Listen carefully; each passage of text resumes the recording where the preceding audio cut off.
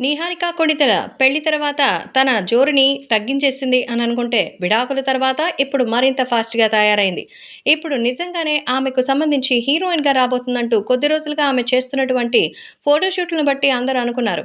పెళ్లితో చిత్ర పరిశ్రమకు దూరమైన నిహారిక హీరోయిన్‌గా తన సెకండ్ ఇన్నింగ్స్‌ని స్టార్ట్ చేసింది. తమిళ్‌లో సినిమా చేస్తోందట. దీంతో పాటు మంచు మనోజ్ హీరోగా నటిస్తున్న 'వాట్ ద ఫిష్' సినిమాలో నిహారిక ఒక లీడ్ రోల్ చేస్తుందని తెలుస్తోంది. మరోవైపు యాంకర్‌గా కూడా మారింది. ఓటీటీలో 'చెఫ్ మంత్ర' పేరుతో స్ట్రీమ్ అవుతున్న షోకి హోస్ట్ చేస్తోంది. అలాగే నిర్మాతగా పలు web series, short films produce చేస్తోంది. నిర్మాణ రంగం పైన కూడా ఫోకస్ పెట్టింది. తాజాగా నిహారిక తన బ్యానర్‌లో తెరకెక్కుతున్న చిత్ర విశేషాలు పంచుకున్నారు. కొత్త ప్రాజెక్ట్‌కి క్రేజీ టైటిల్‌ని ఫిక్స్ చేశారు. 'Pink elephant pictures' Sriradha Damodar బ్యానర్‌పై 'కమిటీ కుర్రాళ్ళు' పేరుతో సినిమాని అనౌన్స్ చేశారు. Supreme hero Sai Durgatej టైటిల్‌ని release చేశారు. అలాగే తాజాగా అయితే టైటిల్ గేమ్స్ చూస్తుంటే ఇది గోదావరి పల్లెటూరు కాలేజీ కుర్రాళ్ల కథ అని తెలుస్తోంది. ఈ సందర్భంగా తన ఇన్‌స్టాగ్రామ్‌లో ఒక పోస్ట్ చేసింది. హారతి పళ్ళాలు దండలు గట్రా దగ్గరెట్టుకోండమ్మా మన కమిటీ కుర్రాళ్ళు బయలుదేరిపోయారని రాసుకొచ్చింది.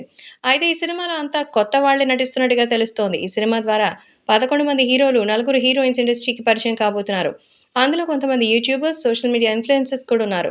న్యూ కమర్స్‌తో ఈ సినిమా చేయడం పెద్ద బాధ్యత అంటూ నిహారిక చెప్పింది. 'కమిటీ కుర్రాళ్ళు' అని టైటిల్ ఎందుకు పెట్టామనేది సినిమా చూస్తే తెలుస్తుందని, సినిమా అందరికీ నచ్చుతుందని చెప్తోంది.